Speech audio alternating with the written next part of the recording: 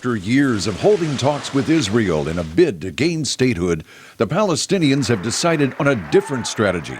They say that they are going to the United Nations to seek status as a full member state. That plan has drawn sharp criticism from Israel and from the United States, which insists that statehood can only be achieved through bilateral negotiations. Longtime Palestinian legislator and official Hanan Ashrawi asserts the Palestinians are entitled to act on their own. We don't need permission from Israel. The right to self-determination and statehood and sovereignty is enshrined in UN resolutions, in the UN Charter, and international law. We have fulfilled all the requirements of statehood according to the Montevideo Convention and the UN Charter. The mechanism for recognizing statehood at the United Nations is specific. A resolution is introduced. The resolution is sent to the Security Council, which then studies it and then takes a vote on sending the measure to the full General Assembly. It then takes 2/3 of the UN's membership to approve voting state status.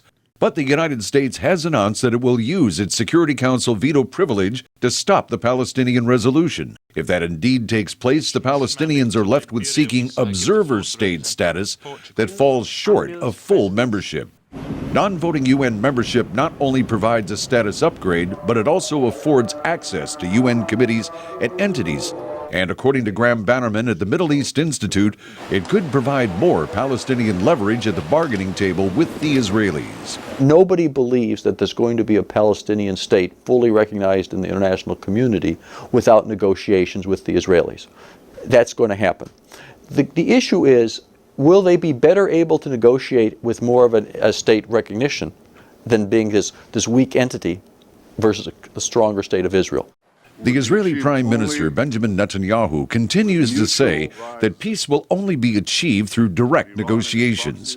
And he says Israel will still be ready to talk even after the Palestinians seek statehood from the UN. After the smoke clears, after all that is happening at the UN, at the end, the Palestinians will come to their senses, this is what I hope, and will abandon these moves that bypass negotiations. The P.L.O.'s representative to the United States, Maen Areikat, says he and other Palestinian leaders are undeterred by this and any other pressures. This is an issue of national pride to us. Our freedom and independence are not on the table for bargaining. We will not bargain on our freedom and independence, no matter what the repercussions and the consequences are going to be.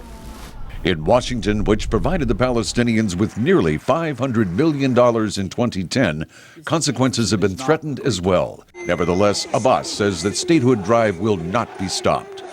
Jeffrey Young, VOA News.